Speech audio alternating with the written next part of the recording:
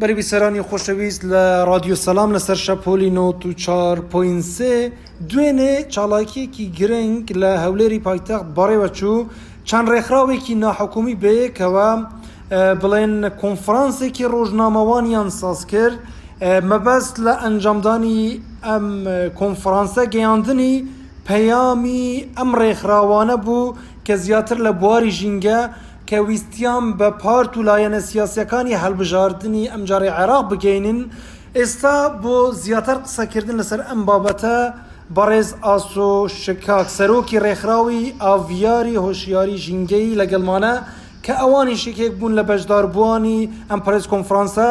کاک ئاسۆ سەرەتا زۆر سپاس باو جەرفەتەی بە ئێمەت بەخشی بە پرسیارێکی گشتی دەست پێ دەکەین.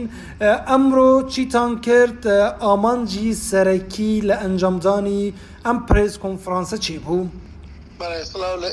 سڵاو لە هەموو بیسەرانی رادیۆی سەلام. ئێمە وەکو بەشێک لە ڕێکخراوە ژینگەیەکانی سنووری پارێزگای هەولێر و لەگەڵ هەرێمی کوردستان یادداشتێکی دەخاڵیمان ئامادە کرد لە کۆنگرێسی ڕۆژنامەوانی ڕامانگەیان بۆ گشت ئەو کاندیدە بەڕێزانەی کە لە پارت و سیاسەکانی هەرێمی کوردستان و ئەو کاندیدە سەربەخۆیانەی کە لە هەرێمی کوردستان خۆیان کاندید کردووە بۆ پەرلەمانی عێراق. لەم پرێس کۆنفرانسەدا ئێمە کە ڕامانگەیان ئەو دەخاڵێک کە دیاریمان کردبوو لە پێناو پاراستی ژینگەی شاریەکانی هەرێمی کوردستاندایە بۆ ئەو کاندیدانە لە کۆمەڵە خاڵدا زیان بە ژینگەیەکی گرنگ دەکەن. ئێمە لاریمان لەوەی نیە ئەو کاندیدا مافی خۆیەتی وەکو هەموو تاکێک کە بەشداری لە پرۆسەی هەڵبژاردن کات مافی ئازادانە خۆی بپاڵێوێت و بانگەشە بۆ خۆی بکات. بەڵام لەگەڵ ئەوەشدا ئێمە لەگەڵ ئەوەدانین ئاستی بانگەشەکانی ببێتە هۆی زیانگەیاندن بە ژینگەی تاکێکی تر کە هەر کاندیدێک بە هەزاران مەتر پۆستەری تاب کردووە بە هەزاران ڕۆژۆری تەبع کردووە. لەگەڵ ئەوەشدا چەندین پاژماوە دروست دەبێتن کە بە قافڵی ئۆتۆمبیل ژاوەژاو دروست دەکەن. ئێمە لاریمان نێ لەوانە بەڵام داوایان لێ دەکەیت ڕێنماییەکانی ژینگە و پەیڕەوی یاسا ژینگەیەکان بکەن بۆ ئەوەی گرفتە ژینگەیەکان کەم بکەینەوە. لەلایەن لایەنە سیاسیەکان حەزبە سیاسیەکان چۆن پێشوازی لەم پێشنیارەی ئێوە کراوە کاک ئاسۆ؟ ئێمە کە ڕامانگەیاندووە تا ئێستا هیچ کاندیدێک یان هیچ پارت و لایەنێکی سیاسی بەدەنگداوەکەمان نهاتووە. ئێمە چاوەڕێ دەکەین لەبەرەوەی دەیدا پرۆسەی هەڵبژاردن ئێستا مانگێکمان لەبەردەستماوە. ئێمە چاوەڕێ دەکەین لە مدەیە مانگا و کاندیدە بەڕێزانەی کە داوامان کردووە بێنە دەنگداواکاریەکەمان بۆی بتوانین ڕێژەیەکی سەوزایی زیاد بکەین و پاژماوە پلاستیکەکان کەم بکەینەوە. ئێمە دەزانین هەموو کاندیدانەی کە خۆیان پاڵەت و بانگەشەی هەڵبژاردن دەکەن بڕێک پارەیان دیاری کردووە بۆ ئەو بانگەشەیە. بۆیە ئێمە داوامان لێ کردوونە بۆ هەر کاندیدێک 16 نەمام لەو بازنەی خۆی کە بانگەشەی تێدا دەکات دەتوانێت ڕێژەی سەوزایی بچێنێتن و پێمان باشە هەموو کاندیدەکان پێکەوە لەلایەن ئەندازەی پارکەکانەوە شوێنێک دیاری بکرێت بۆ ئەوی ڕووبەرێک بەرفراوان سەوز بکرێتن بعد بتوانرێت ژینگەیەکی لەبار و تەندروست بۆ هەموو هاوڵاتیانی.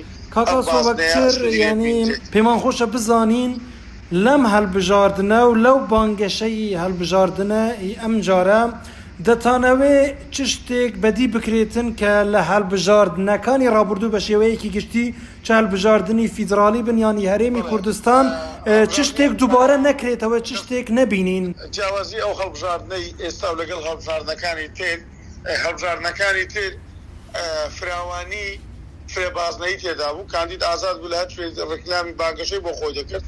بەڵام ئێستا سنووری بازنەی کاندید تەسکتر بووتەوە و کاندید ئیشکردنی ئاسانتر بووە. بۆیە ئێمە لەوانەیە لە سنوورێک پۆستەر زیاد بێت لە سنوورێک کەم بێتن. بەڵام ئەوەی ئێمە بەداواتونمان بۆ کردووە تا ئێستا بە سەرەتایی هیچ کاندیدێک لە 1000 مەتر پۆستەری تەبع نەکردووە. بۆیە دەمانەوێت ئەم ساڵە ئەو پۆستەرانە کەمتر بچنە زەبەڵخانەکان، ئەو پەڕۆ و ئاڵایانەی کە ئەوە دروستیان کردووە کەمتر بچێتەوە زەبەڵخانەکان بەڵکو بچێتەوە کارگەکانی ڕیسایکلین. و لەگەڵ ئەوەشدا لە بانگەشەکانی ڕابردووە بە دروشمی زەق و بریقەدار بە باسی پرسی پاراستی ژینگەیان دەکرد. بەڵام دەبینن ئێستا هەموو پارت و لایەنە سیاسیەکان بەبێ جیاوازی پرسی ژینگەیان پشتگوێ خستووە کە خودی ئەو بربژێرە لەناو ئەو ژینگەیەدادا دەژیتن کە زیانی بەردەکەویت بۆیە ئێمە داوامان کردووە کاندیدەکان جیاواز من لەگەڵ ساڵانی ڕابردوو لەگەر کاندیدەکان پێشووتر گرنگی زیاتر بە پاراستن و ژینگە و پاگڕاگرنی ژینگە بدەن و تیمەکانیان لەو شوێنانە پۆستەر و ستاندەکانیان دادنێن کە زیان بە ژینگە دەگاتن. بەێ کاکە سۆرە کۆچایدا پێم خۆشە و پرسیارش بکەین بێجگەلەوەی کە دوێنێ ئەنجامتاندا لە داهاتوو چ چالاکیەکی ترتان دەبێت بۆ ئەوەی ئامانجەکەتان بپێکێت بۆ ئەوەی پەیامەکەتان باشتر بگاتن ئایا چالاکی تریش دەبی لەو جۆرە بە تایبەتی لە خلالی ئەم مانگەدا؟ بەڵێ ئێمە سەردانی هەموو ئەو پارت و لایەنە سیاسیانە دەکەین کە بانگەشەی هەڵبژاردن دەکەن سەردانی مەکتەبی هەڵبژاردنەکانیان دەکەین سەردانی دەستەی ژینگە و شارەوانیەکان دەکەین بۆ ئەوەی هەمومان پێکەوە بتوانن ڕێگری بکەین لەو کارەساتە ژینگەیانەی کە ڕوو دەدەن چونکە ئەو ژاوەژاوەی ئۆتۆمبیل وە ئەو دووکەڵ ئۆتۆمبیلەی کە لە قافڵەی بانگەشەکان دەستی زیان بە ژینگە دەگەینی و پۆستەرەکانیان باشەوە بۆیە داوایان لێ دەکەین ڕسایی پاراستی ژینگە بکەن بۆ ئەوەی هاوڵاتی زیاتر دەنجیان پێ بدە زیاتر بانگەشەکانیان و بەڵێنەکانیان لەسەر پشتی ژینگە دەبێتن بەڵێ ئێمە چالاشی ترمان دەبێت و وەرەگەڵ ئەوەش بە دوواداچنی ڕۆژانەمان بۆ هەموو ئەو شەقام و جەزرە وەسەڵتیانە ئەو دارانە دەبێتن کە سنووری بانگەشەی هەڵبژاردن چ لە هەولێرە لە سۆرانە چ لە دۆکە چ لە سلێمانیە لە گەرمیانە هەڵەبجەیە ئەگەر بگاتەوە حاڵەتەی ئێمە سکاڵای یاسایی تۆمار دەکەین یەکەم جار سکاڵەکان ئاڕاستەی فەرمانگە ژینگەیەکان و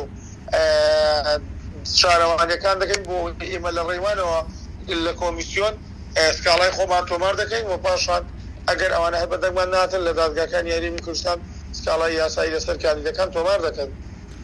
بەێ کاک ئاسۆشکاک سەرۆکی ڕێکخراوی ئاڤیاری و شیاری ژینگەی زۆر سپاس بۆ ئەم دەرفەتە هیوای سەرکەوتن بۆ ڕێکخراوی جەنابتان و ئەو ڕێکخراوانەی لەم بوارە تێدەکۆشن.